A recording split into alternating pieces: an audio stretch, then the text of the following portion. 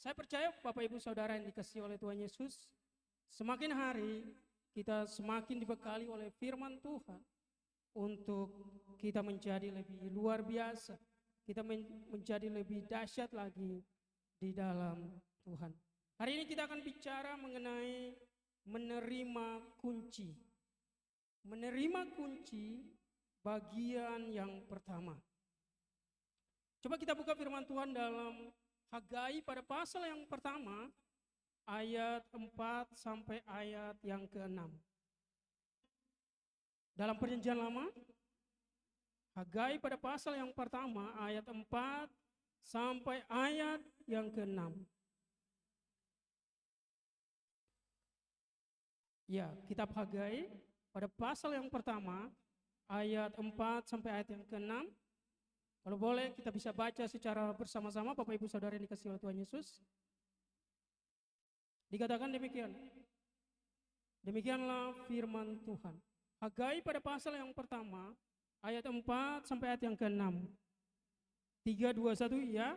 Apakah sudah tiba waktunya bagi kamu untuk mendiami rumah-rumahmu yang dipapani dengan baik, sedang rumah ini tetap menjadi reruntuhan? Oleh sebab itu, beginilah firman Tuhan semesta alam. Perhatikanlah keadaanmu. Kamu menabur banyak tetapi membawa pulang hasil sedikit. Kamu makan tetapi tidak sampai kenyang. Kamu minum tidak sampai puas. Kamu berpakaian tetapi badanmu tidak sampai panas. Dan orang yang bekerja untuk upah, ia bekerja untuk upah yang ditaruh di dalam pundi-pundi yang berlubang. Kita hari ini bicara mengenai menerima kunci. Nah, Bapak Ibu Saudara yang dikasihi oleh Tuhan Yesus, kita menerima kunci supaya apa? Supaya kita bisa menaklukkan krisis. Kan kita bicara sepanjang Januari ini, bicara mengenai masa dan musim. Dan kita bicara secara khusus mengenai krisis. Saya percaya bahwa setiap sesuatu yang dinamakan krisis, krisis artinya kemelut Bapak Ibu Saudaraku. Sesuatu peristiwa yang enggak stabil. Itu yang disebut sebagai krisis. Tetapi ingat baik, di tengah sebuah krisis pasti ada kesempatan, amin. Di tengah krisis pasti ada jalan keluar. Di dalam krisis pasti ada terobosan. Di dalam krisis pasti saya percaya ada berkat Tuhan bagi kita semua. Makanya kalau kita membaca dalam kitab Hagai pada pasal yang pertama, di sini dikatakan bahwa pada pasal yang pertama ayat yang ke-4 sampai ayat yang ke-6, pada saat itu orang-orang Israel, orang-orang Yehuda kembali dari pembuangan. Mereka dibuang ke Babel, Bapak Ibu Saudaraku. Makanya ada lagunya, ya, The River of Babylon. Ada lagu dansa Bapak Ibu Saudaraku, ya. Tapi sebenarnya itu lagu sedih. Tapi bagi orang-orang kita, apalagi orang Indonesia Timur, buat itu menjadi lagu dansa. Berarti kita kita berdansa di atas penderitaan orang Israel yang saat itu dibuang ke Babel, Bapak Ibu Saudara. Nah, mereka waktu itu dibuang ke Babel dan pada zaman pemerintahan Kores, mereka dikembalikan. Karena Tuhan berjanji setelah 70 tahun, mereka kembali ke tanah Israel. Mereka kembali ke tanah perjanjian. Dan pada saat itu mereka kembali, Bapak Ibu Saudaraku. Mereka kembali untuk apa? Tujuan orang Israel pergi ke tanah Kanaan. Kalau kita melihat peristiwa sejarah, ketika mereka keluar dari tanah Mesir, mereka masuk tanah perjanjian tujuannya cuma satu, yaitu untuk beribadah kepada Tuhan. Makanya ketika Musa meminta izin kepada Firaun, Bapak Ibu Saudaraku, meminta izin supaya mereka pergi keluar dari Mesir dan beribadah kepada Tuhan di tanah perjanjian. Nah, ketika peristiwa yang selanjutnya, bangsa Israel dibuang dalam pembuangan ke Babel 70 tahun. Dan ketika mereka kembali, tujuan mereka kembali supaya mereka memuji Tuhan. Tujuan mereka kembali supaya mereka mendirikan kembali bait Allah yang sudah dihancurkan oleh Nebukadnezar, Bapak Ibu Saudaraku.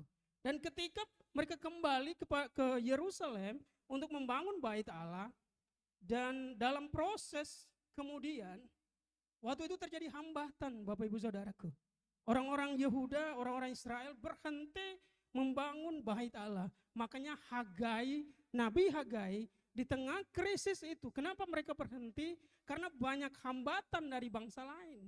Banyak kemelut yang terjadi, krisis sedang terjadi. Yaitu mereka mereka orang-orang Yehuda pada saat itu mereka sedang dihambat supaya mereka jangan membangun kembali bait Allah. Dan waktu itu Nabi Hagai mulai memberikan semangat kepada bangsa Yehuda atau bangsa Israel untuk mereka kembali membangun bait Allah di tengah krisis. Namanya orang baru kembali dari pembuangan. Mereka ada yang punya, mereka ada yang kaya, tetapi ada juga yang berkekurangan. Orang kalau kembali dari perantauan, Bapak Ibu Saudaraku, ya itu pasti banyak materi. Tapi ini orang kembali dari pembuangan. Mereka saat itu di pembuangan, mereka juga adalah orang-orang yang maju. Bapak Ibu Saudara yang dikasihi oleh Tuhan Yesus, bank pertama kali di dunia itu ada di Babel. Itu beberapa ratus tahun sebelum Masehi. Dan ada 753 orang yang punya rekening pertama di dunia. Dan di antara 753 ada 43 orang Yahudi, Bapak Ibu Saudaraku. Makanya sampai hari ini mereka menjadi bankir terkenal. Kenapa? Dari zaman sebelum Masehi, ratusan tahun sebelum Masehi, mereka sudah menabung uang di bank, yaitu di Babel. Artinya ketika orang Israel kembali, mereka punya perkembangan ekonomi yang bagus. Tetapi ketika mereka kembali ke Israel, ke Yerusalem, ayat 4 dikatakan, mereka sedang membangun rumah-rumah mereka. Dasar bait Allah sudah dibangun, tertunda 15 tahun Bapak Ibu Saudaraku. Karena sedang terjadi krisis, yaitu mereka sedang dihambat oleh penguasa pada saat itu. Dan kemudian Nabi Hagai menggerakkan mereka. Ada Nabi Hagai, ada Nabi Sakaria, menggerakkan orang Israel, sehingga orang-orang Israel atau orang-orang Yehuda di tengah krisis mereka bahu-membahu membangun kembali rumah Allah. Mereka di tengah krisis, Bapak Ibu Saudara yang dikasihi oleh Tuhan Yesus, mereka Tuhan pakai secara dahsyat untuk kembali membangun bait Allah yang sempat tertunda 15 tahun lamanya. Artinya apa yang bisa kita pelajari dari peristiwa ini? Di tengah krisis sekalipun Tuhan memberikan kita berkat, amin, untuk rumah tangga kita dan juga untuk rumah Tuhan. Di tengah krisis sekalipun Tuhan memberikan kita jalan keluar untuk kita bisa membiayai apa keperluan di rumah tangga kita dan juga keperluan di rumah Tuhan. Di tengah krisis sekalipun Tuhan memberikan terobosan, Bapak Ibu Saudaraku. Supaya apa? Supaya kita tahu Dia Tuhan yang hebat, Dia Tuhan yang dahsyat, Dia Tuhan yang luar biasa, yang selalu menyertai kita. Makanya di tengah krisis orang-orang Yehuda dengan digerakkan oleh Nabi Sakaria dan Nabi Hagai, mereka membangun kembali bait Allah. Di sini dikatakan di ayat 5, oleh sebab itu beginilah firman Tuhan semesta alam, perhatikanlah keadaanmu. Kamu menabur banyak, tetapi membawa pulang hasil sedikit.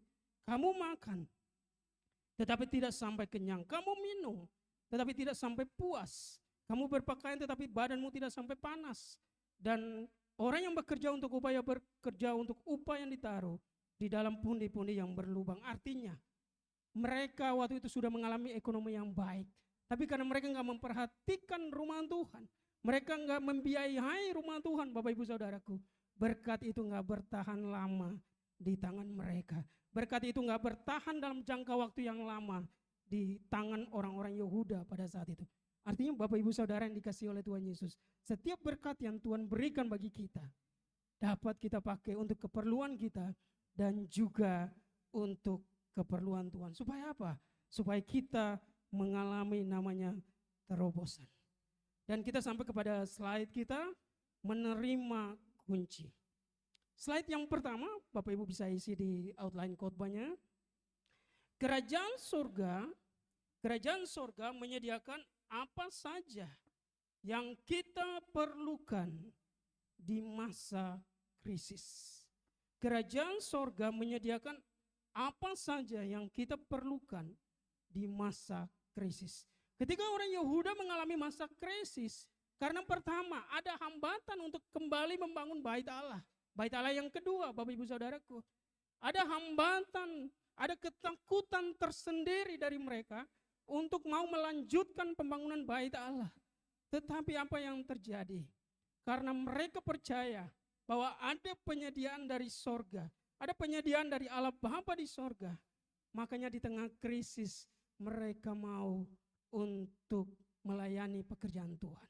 Di tengah krisis mereka mau mengambil bagian untuk pelayanan pekerjaan Tuhan. Kenapa? Karena di tengah krisis kerajaan sorga menyediakan apa yang kita perlukan. Bapak Ibu Saudara yang dikasihi oleh Tuhan Yesus, kalau kita belajar nats ini dengan baik, kalau kita belajar nats ini dengan luar biasa, kita makin yakin bahwa di tengah badai ada penyertaan Tuhan. Amin. Di tengah tantangan hidup, di tengah ujian hidup ada penyertaan Tuhan. Bahwa Tuhan gak pernah meninggalkan kita. Tuhan adalah Allah Jehovah Jireh yang selalu menyediakan bagi kita di setiap musim hidup kita. Makanya tadi lagu yang tadi sangat luar biasa. Ku terhubung denganmu. Artinya di tengah krisis Bapak Ibu Saudaraku, kita sebaiknya tetap terhubung dengan Tuhan. Kenapa? Karena Tuhan kita yang adalah Raja di kerajaan sorga menyediakan apa yang kita perlukan. Kita pernah mendengarkan khotbah bahwa berkat yang Tuhan berikan bagi kita bisa melalui hasil dari usaha kita, bisa melalui upah dari pekerjaan kita, tetapi juga bisa melalui pintu-pintu surga, pintu-pintu langit yang Tuhan bukakan bagi kita. Yang itu enggak ditentukan oleh musim, itu enggak ditentukan oleh season tertentu Bapak Ibu Saudaraku. Di tengah krisis sekalipun Tuhan menyediakan apa yang kita perlukan. Dikatakan kunci kerajaan sorga berbicara tentang firman Tuhan dan otoritas orang percaya. Kunci kerajaan sorga berbicara tentang firman Tuhan dan otoritas orang percaya. Makanya kalau di tengah krisis Bapak Ibu Saudaraku, di tengah situasi yang gak stabil, di tengah situasi kemelut Bapak Ibu Saudara yang dikasihi oleh Tuhan Yesus, dikatakan bahwa kunci kerajaan surga berbicara tentang firman Tuhan dan otoritas orang percaya. Kalau kita mau supaya kita melewati krisis dengan baik, ada impartasi atau kuasa kerajaan Allah yang diberikan bagi kita. Untuk kita bisa melewati krisis, dikatakan berbicara tentang firman Tuhan. Mau gak mau Bapak Ibu Saudaraku, kita harus membaca firman Tuhan. Minimal sekali dalam hidup kita, kita selesai membaca Alkitab. Minimal Bapak Ibu Saudaraku. Ada kuncinya. Kalau Bapak Ibu mau membaca Alkitab sekali, setahun kelar. Setahun. Ya, kalau setahun biar selesai, satu hari baca 5 pasal. Itu dalam 1 tahun, Bapak Ibu akan selesai dari Kejadian sampai Wahyu. Itu opsi yang pertama. Karena jemaat itu harus dikasih opsi Bapak Ibu Saudaraku. Jangan cuma 1. Nanti mereka tanya yang kedua. Yang kedua, kalau 1 hari baca 1 pasal, berarti dalam jangka waktu 4 atau 5 tahun, 5 atau 6 tahun, selesai membaca Alkitab. Pilih yang mana Bapak Ibu? 5 pasal atau 1 pasal? Tentu semua ada garansinya untuk kapan selesainya. Tetapi minimal Bapak Ibu Saudaraku, dalam sekali kita selesai membaca Alkitab. Supaya apa? Supaya otoritas itu ada. Supaya apa? Supaya Tuhan itu berbicara di dalam hati kita ketika kita membaca Alkitab. Saat ini saya sedang membaca yang ke-8 Bapak Ibu Saudaraku. Jujur selesai yang ke-7 sampai yang ke-8 itu agak sedikit determinasinya agak kurang Bapak Ibu Saudaraku. Jujur dari tempat ini. Dulu biasanya 1 hari 5 pasal, kadang cuma 2 pasal, kadang cuma 3 pasal. Jadi sedang berjuang dari selesai membaca yang ke-7 sampai yang ke-8. Bapak Ibu Saudaraku, kalau kita selesai sekali membaca Alkitab, itu ada rasa haus dalam diri kita. Untuk kita makin terus mau belajar, rasa ingin tahunya tinggi, keponya tinggi Bapak Ibu Saudara. Nah ini kepo yang paling benar di sini. Ini yang paling pas. Kalau kita mau kepo, kita baca Alkitab, kita akan tahu lebih banyak hal. Tapi kalau ketika Bapak Ibu baca, dan kalau Bapak Ibu nggak tahu, ada arti-arti yang nggak tahu, nanti bisa cari tahu di hamba Tuhan. Bisa cari tahu di saya juga, nanti kalau saya tahu, saya akan kasih tahu Bapak Ibu Saudaraku. Tapi kalau saya belum tahu, saya cari tahu untuk saya kasih tahu kepada Bapak Ibu semua. Jadi minimal dalam sekali dalam kehidupan kita, kita selesai membaca Alkitab. Mau 5 tahun baru kelar, mau 1 tahun kelar, itu sekali dalam kehidupan kita. Supaya apa? Supaya kita mengalami namanya otoritas orang percaya. Kita mau diberi kuasa oleh Tuhan. Tetapi senjata itu adalah firman Tuhan. Firman Tuhan di waktu lalu mengatakan bahwa senjata untuk melawan, senjata untuk melewati krisis adalah firman Tuhan, Bapak Ibu Saudaraku. Enggak ada yang lain. Hamba Tuhan hanya menyampaikan kembali firman Tuhan. Tetapi justru firman Tuhan di Alkitab itu sangat berkuasa dan sangat berotoritas. Katakan begini, mengetahui rahasia. Markus pada pasal yang keempat, ayat 11 dan 12. Injil Markus pada pasal yang keempat, ayat 11 dan 12.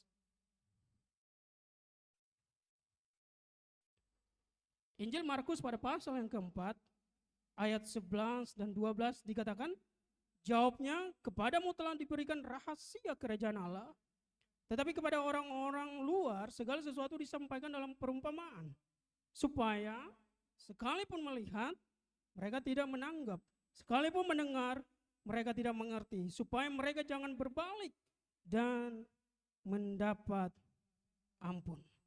Bapak Ibu Saudara yang dikasihi oleh Tuhan Yesus, Yesus ketika menyampaikan khotbahnya, gak apa-apa kalau adik-adik sekolah minggu mau sedikit agak rame, gak apa-apa Bapak Ibu Saudaraku. Biasanya jadi pendeta. Saya pernah di posisi mereka soalnya. Dulu waktu kecil, zaman sekolah minggu kita suka teriak di belakang. Pendetanya hanya bilang, biasanya yang suka teriak-teriak begitu jadi pendeta. Jadi gak apa-apa, biar suaranya cuma terdengar di sekitaran. Jadi kita ada 3 pendeta nanti dari AGC Jakarta, Bapak Ibu Saudaraku. Nah, di sini firman Tuhan katakan bahwa Yesus menyampaikan melalui perumpamaan. Pada saat itu perumpamaan adalah sesuatu yang tren. Sesuatu yang orang suka. Tren Bapak Ibu Saudaraku. Makanya Yesus pun sesuai zaman menyampaikan segala sesuatu dengan segala ajarannya dengan perumpamaan. Supaya apa? Kalau dengan perumpamaan orang akan menarik sendiri artinya bagi diri mereka. Jadi itu artinya nyindir orang, tetapi nyindirnya jauh Bapak Ibu Saudaraku. Enggak langsung kasih tahu to the point. Tetapi dia kasih tahunya melalui perumpamaan. Supaya apa? Supaya kena kepada hati mereka. Nah, pada saat itu perumpamaan menjadi sesuatu yang tren. Dan di sini dikatakan bahwa dan pengikut-pengikutnya ya, kepadamu telah diberikan rahasia kerajaan Allah. Tetapi kepada orang-orang luar segala disampaikan dengan perumpamaan. Bapak Ibu Saudara yang dikasihi oleh Tuhan Yesus, dikatakan begini, Roh Kudus menyingkapkan rahasia kepada mereka yang rajin membaca Alkitab. Roh Kudus menyingkapkan rahasia firman Tuhan kepada mereka yang rajin membaca Alkitab. Jadi kuncinya supaya Roh Kudus berbicara dalam hati kita, supaya Roh Kudus berbicara, Tuhan berbicara dalam kehidupan kita, mau gak mau kita harus membaca Alkitab Bapak Ibu Saudaraku. Kita harus punya komitmen untuk mau membaca kitab suci. Yang tadi saya tawarkan, ada 2 opsi, 5 pasal per hari atau 1 pasal per hari. Dan kita melakukannya dengan terus menerus, konsisten terus menerus melakukannya. Supaya apa? Supaya ada penyingkapan dari Roh Kudus kepada kita. Makanya ketika membaca firman Tuhan, biasanya kalau yang sekolah teologi Bapak Ibu Saudaraku, ketika membaca, dia punya buku-buku untuk menafsir. Ada buku-buku untuk mempelajari latar belakang.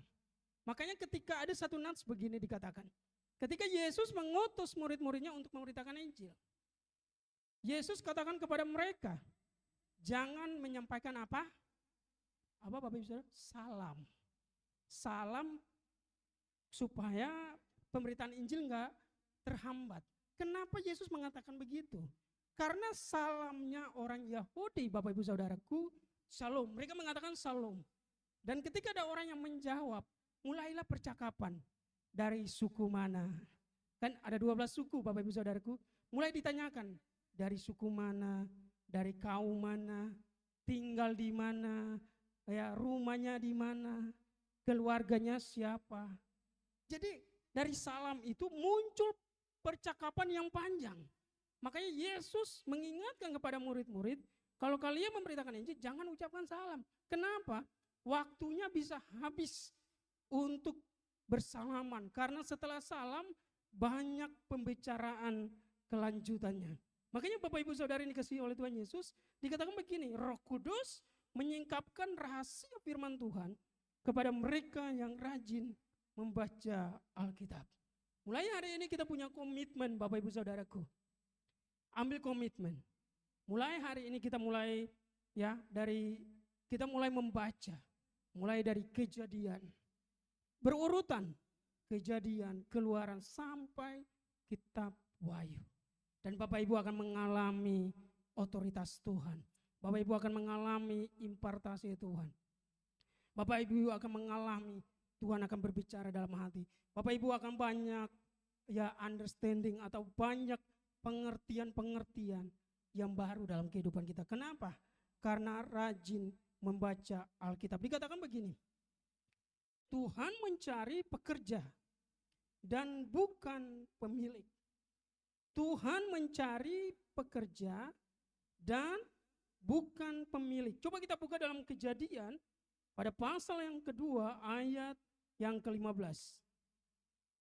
Kejadian pada pasal yang kedua ayat yang ke-15 dikatakan, Tuhan Allah mengambil manusia itu dan menempatkannya dalam Taman Eden untuk mengusahakan dan memelihara taman.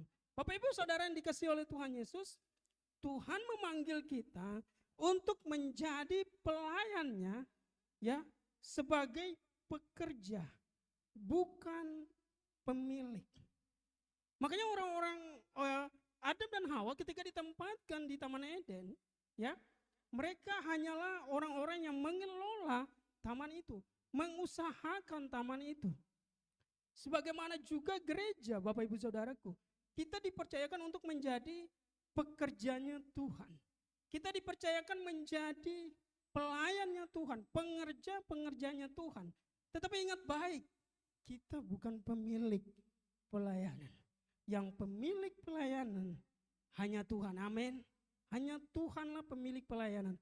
Makanya dengar baik Bapak Ibu Saudaraku, kita jangan sampai menyampaikan satu statement, kalau nggak ada saya, pelayanan ini nggak jalan. Kenapa? Karena kita bukan pemilik, kita pelayan, kita pekerja, kita pengelola Bapak Ibu Saudaraku. Ingat baik, pengelola bukan pemilik, karena pemilik adalah Tuhan. Dan jadi dengar baik Bapak Ibu Saudara yang dikasihi oleh Tuhan Yesus, baik itu tugas kita sebagai menyampaikan firman Tuhan, tugas kita sebagai worship leader, tugas kita sebagai pemusik, tugas kita sebagai usher, tugas kita banyak media sebagai media. Kita hanyalah pekerja-pekerja Tuhan. Kita hanyalah pengerjanya Tuhan. Kita bukan pemilik, tetapi kita pengelola. Tapi dengar baik Bapak Ibu Saudara, sebagai pengelola, Tuhan bisa memakai sedikit orang. Tuhan juga bisa memakai banyak orang, supaya kita bisa mengalami kemajuan dalam pelayanan kita. Makanya ketika kita banyak orang, gak usah kita sombong. Tetapi ketika kita sedikit orang, gak usah berkecil hati. Karena Tuhan bisa pakai sedikit orang untuk tujuan kerajaan Allah. Amin. Tuhan juga bisa pakai banyak orang untuk tujuan kerajaan Allah. Untuk melayani pekerjaannya, untuk supaya kita mengalami kemajuan dalam pelayanan kita. Makanya Bapak Ibu Saudara dengar baik, kita adalah pengerjanya Tuhan, bukan pemiliknya Tuhan, bukan pemilik pelayanan. Dikatakan Tuhan beri kemampuan untuk mengelola dan mengembangkan. Ketika kita sebagai pengelola, kita sebagai dikatakan kita bukan pemilik, kita sebagai pengerja yang mengelola sebuah pelayanan, kita diberi kemampuan untuk mengelola dan untuk mengembangkan. Makanya dalam pelayanan kita Bapak Ibu Saudaraku, ya, kalau di grup WhatsApp atau juga saya japri, ya, untuk mengelola supaya pelayanan kita baik, saya kan selalu mengatakan, kita hadir jam 2:30, kita mulai bersiap, dan ketika jam 4 kita mulai, kita mengelola dengan baik, dengan tepat waktu, ya, dengan efisien, ya, itulah rahasia kunci kerajaan Allah. Ketika kita mengelola dengan baik, maka di situ Tuhan akan beri pertumbuhan. Tuhan akan beri kemajuan ketika kita berani untuk disiplin Bapak Ibu Saudaraku. Makanya dalam sebuah pengelolaan, dalam sebuah manajemen gereja Bapak Ibu Saudaraku, semua bekerja sama, semua mau disiplin, maka kita akan mengalami kemajuan. Kapan kemajuannya? Waktu Tuhan. Yang penting waktu sekarang. Kita mau untuk selalu tepat waktu. Kita mau untuk kita bisa mengambil bagian dalam pelayanan. Dan juga kita mau mendisiplinkan diri kita. Dikatakan pertumbuhan besar terjadi jika ada kecakapan untuk mengelola. Pertumbuhan besar terjadi jika ada kecakapan untuk mengelola. Coba kita buka dalam Matius pada pasal yang ke-25 ayat 14. Matius pada pasal yang ke-25 ayat yang ke-14. Dikatakan begini, sebab kerajaan surga sama seperti seorang yang mau bepergian ke luar negeri, yang memanggil hamba-hambanya dan mempercayakan hartanya kepada mereka. Coba 15. Yang seorang diberikannya 5 talenta, yang seorang lagi 2, dan seorang lagi 1. Masing-masing menurut kesanggupannya. Lalu ia berangkat. Bapak Ibu Saudara yang dikasihi oleh Tuhan Yesus, dengar baik. Ketika seseorang mau ke luar negeri, dia mempercayakan 5 talenta, 2 talenta, 1 talenta. Talenta berbicara mengenai potensi. Potensi apa yang bisa kita kembangkan. Talenta berbicara mengenai potensi yang berbeda yang Tuhan berikan bagi kita. Tetapi ketika dikelola dengan baik, akan menghasilkan sesuatu yang melejit luar biasa. Yang menerima 5 talenta, yang punya potensi 5 talenta, dia kembangkan jadi 5. Pelipat gandaan Bapak Ibu Saudaraku. Yang 2, mengusahakannya dan jadi 2, menghasilkan 2. Yang 1, karena cuma 1, dia kubur Bapak Ibu Saudara. Dia nggak ngapa-ngapain. Sehingga dia tetap 1, dan seterusnya. Apa yang bisa kita pelajari di sini? Ketika Tuhan memberikan potensi bagi kita, itu harus dikembangkan Bapak Ibu Saudara yang dikasihi oleh Tuhan Yesus. Potensi apapun, kita punya potensi nyanyi, kita kembangkan, kita disiplin, kita setia, kita terus belajar untuk membuat potensi kita berkembang. Kita potensi untuk bermain musik, kita belajar, kita mau dibimbing, kita tepat waktu. Dan pada waktunya Tuhan akan membawa kita menjadi pemusik yang hebat, menjadi WL yang hebat, bahkan menjadi pengkhotbah yang hebat, menjadi media yang hebat, menjadi singers yang hebat. Kenapa?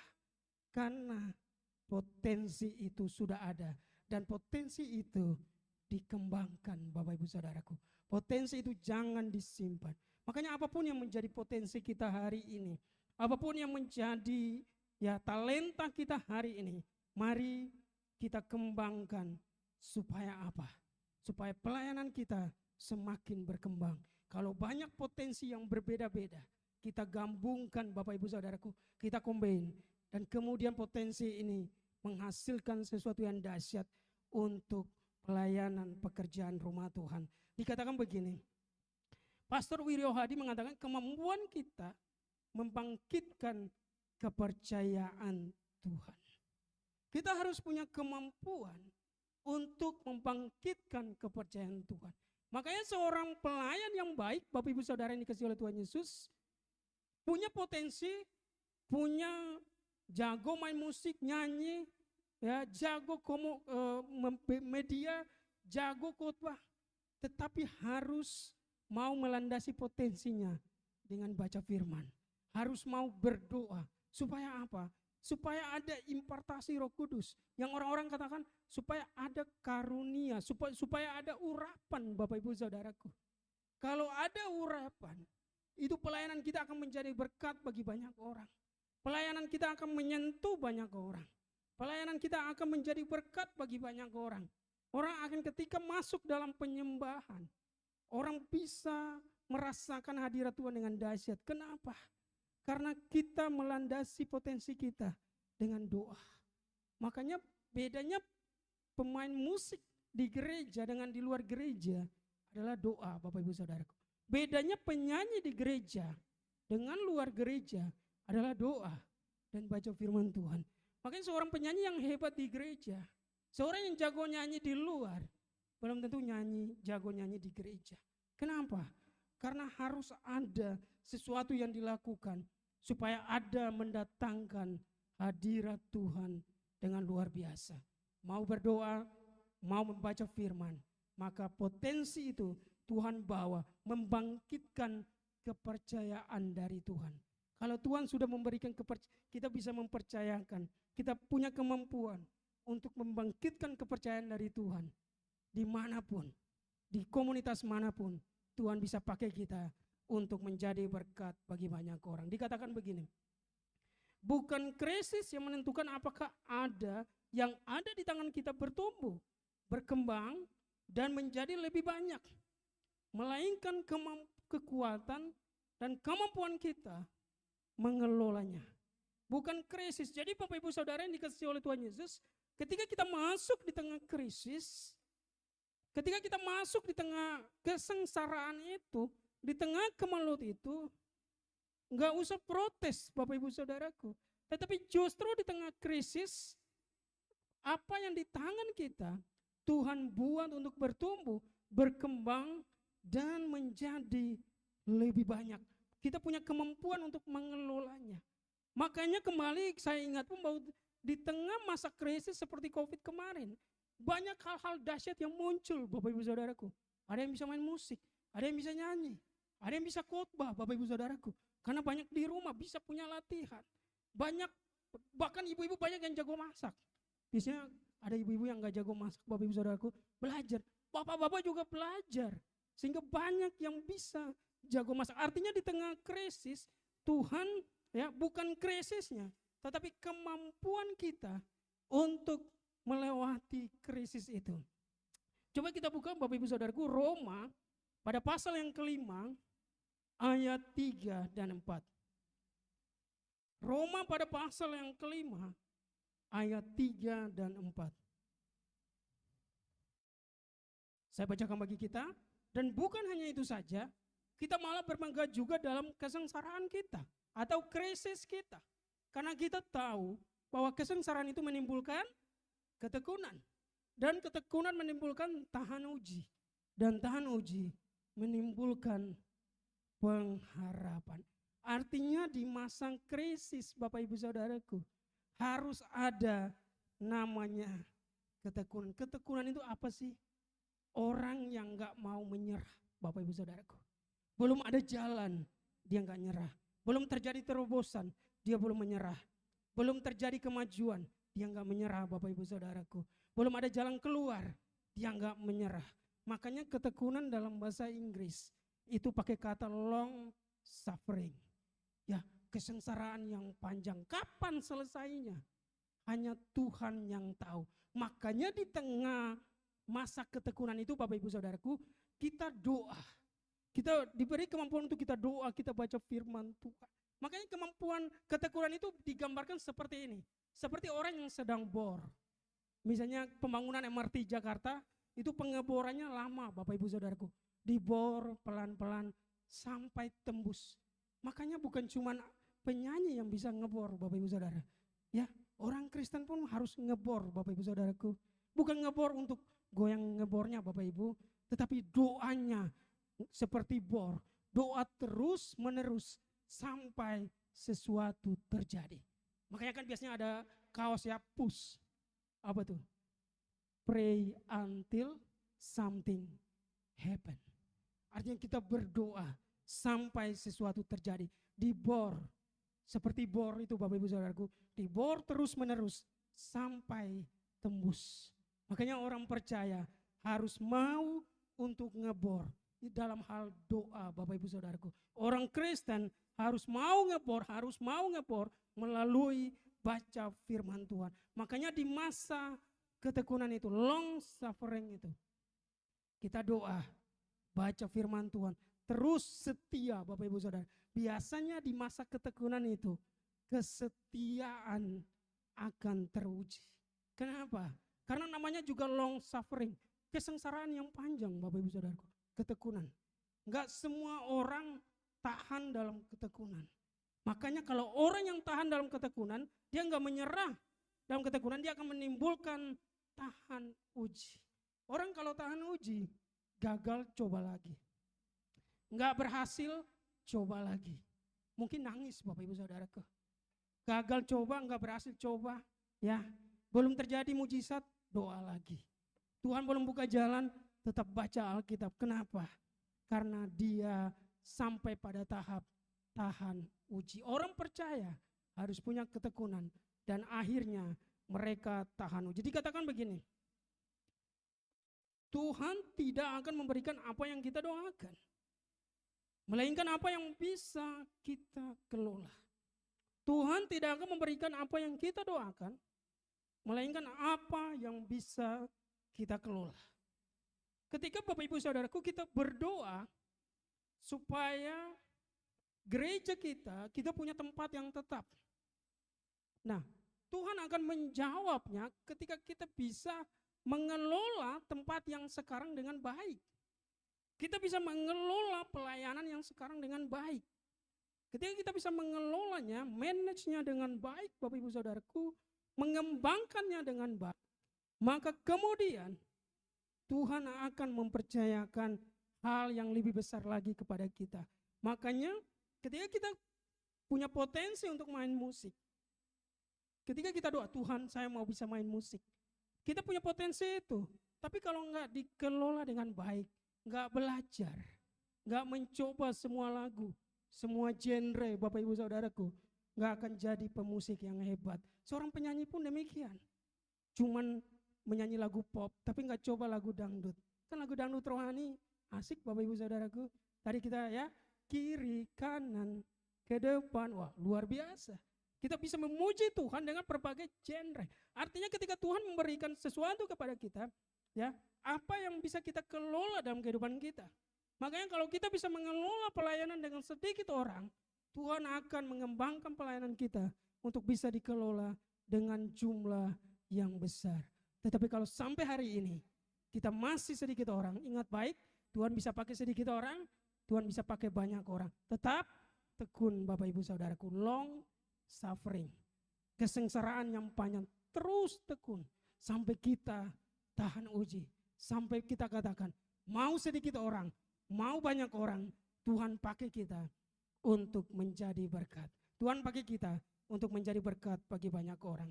Di slide yang terakhir dikatakan, jangan memboroskan atau menyia-nyiakan resources atau sumber daya ya yang Tuhan berikan bagi kita. Jadi untuk menghadapi krisis Bapak Ibu Saudara yang dikasihi oleh Tuhan Yesus, jangan memboroskan. Ketika kita sampai kepada berkat Tuhan, ketika Tuhan memberkati kita, jangan memboroskan. Jangan ya menyia-nyiakan resources atau sumber daya alam, ya sumber daya kita, sesuatu yang Tuhan berikan bagi kita, jangan disia-siakan, ya jangan diboroskan, tetapi dikelola dengan baik.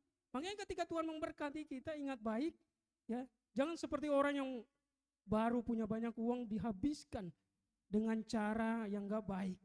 Tetapi ketika Tuhan memberkati kita, kita kelola dengan baik, kita tabung, kita memberikan perpuluhan, kita memberikan untuk pekerjaan Tuhan, dan Tuhan memberkati kita.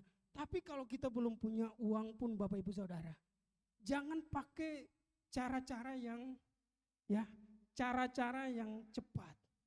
Kalau dalam bahasa saya cara-cara yang pintas belum tentu mulus, bahkan tuntas, belum. Makanya kalau kita belum punya uang, jangan sampai main judi online, judol Bapak Ibu Saudaraku. Kemarin saya baca berita, ada seseorang yang kecanduan main judi online sampai akhirnya dia nggak tahu tinggal lagi di mana. Dan ketika dia lihat kuburan, dia tidur di kuburan Bapak Ibu Saudara. Kenapa?